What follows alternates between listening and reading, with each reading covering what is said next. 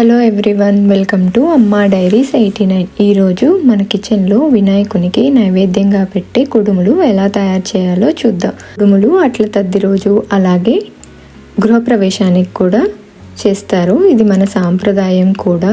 వీటిని పొడిపిండి యూస్ చేసి అన్నీ ఒకే వాయిలో ఎలా ప్రిపేర్ చేయాలో చూద్దాం. పాతకాలం పద్ధతిలో చేసేవాళ్ళు కదా, ఆకులు యూస్ చేసి అలాగా. దానికోసం పాను పెట్టుకొని అందులో 1.25 కప్పు వరకు వాటర్ తీసుకోవాలి.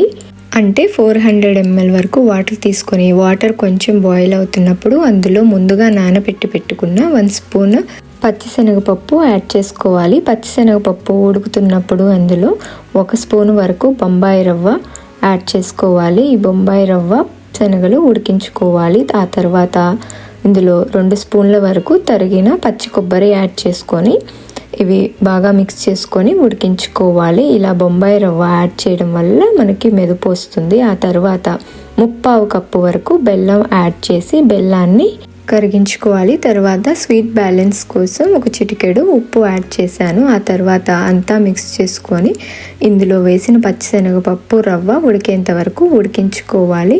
నాకు ఇవి ఉడకడానికి 10 to 15 minutes వరకు టైం పట్టింది. ఒకసారి ఇవి ఉడికాయా లేదా అని చెక్ చేసుకొని రవ్వ పచ్చిశనగపప్పు ఉడికిన తర్వాత యాలకుల పొడి యాడ్ చేసి బాగా మిక్స్ చేసుకున్న తర్వాత 2 స్పూన్స్ వరకు నెయ్యి యాడ్ చేయాలి. ఇక్కడ నేను క్లిప్ మిక్స్ చేశాను. ఇక్కడ 2 స్పూన్స్ నెయ్యి యాడ్ చేసుకోవాలి.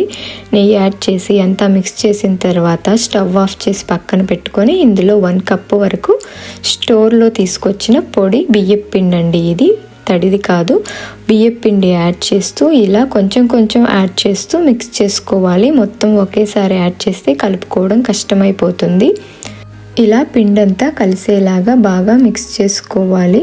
ఇలా మిక్స్ చేసుకున్న తర్వాత మీకు బాగా గట్టిగా ఉంది అనుకుంటే కొంచెం వేడి నీళ్ళు జస్ట్ చెయ్యి తడుపుకొని మిక్స్ చేసుకోండి. నాకైతే కరెక్ట్గా సరిపోయాయి.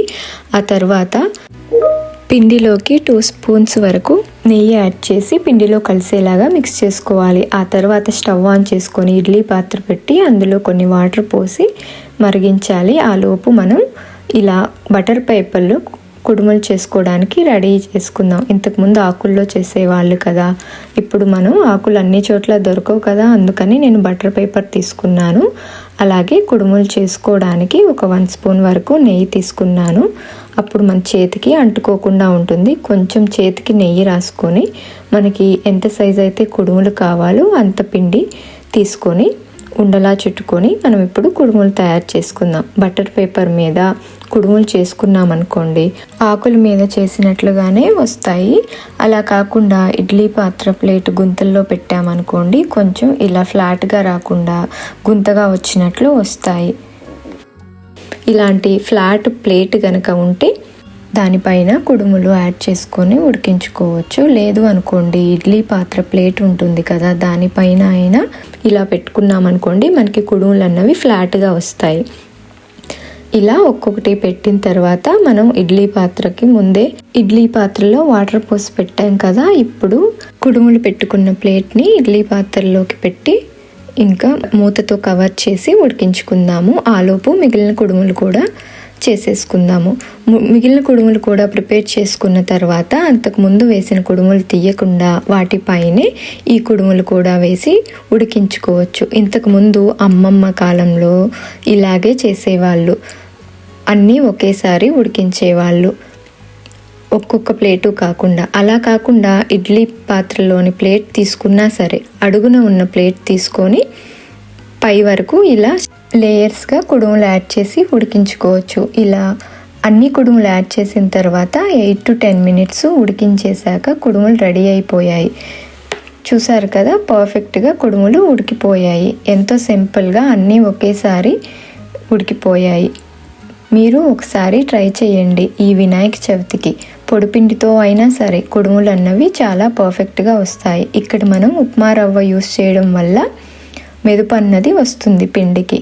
తడిపిండి అవసరం లేదండి, ఇలా పొడిపిండి యూస్ చేసి కూడా చేయొచ్చు. మీకు ఈ వీడియో నచ్చినట్లయితే లైక్ చేయండి.